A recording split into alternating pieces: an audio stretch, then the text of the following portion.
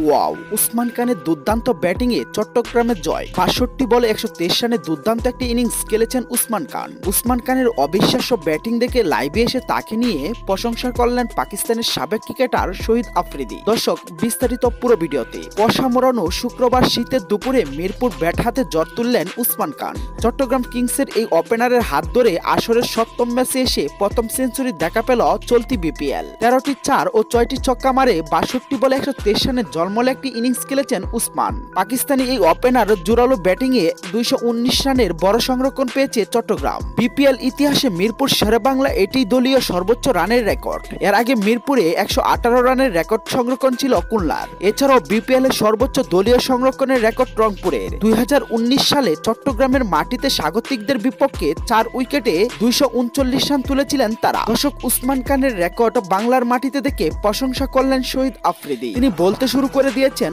অবিশ্বাস্য অকল্পনীয় একটি ব্যাটিং করেছেন উসমান। ধন্যবাদ জানাই তোমাকে, তোমার ব্যাটিং এ মুগ্ধ করেছে আমাকে এবং আমার দেশকে। দর্শক, উসমান খানের ব্যাটিং আপনার কাছে কেমন লেগেছে জানাতে ভুল করবেন না আপনার মূল্যবান মতামত আমাদের ভিডিওর কমেন্ট বক্সে।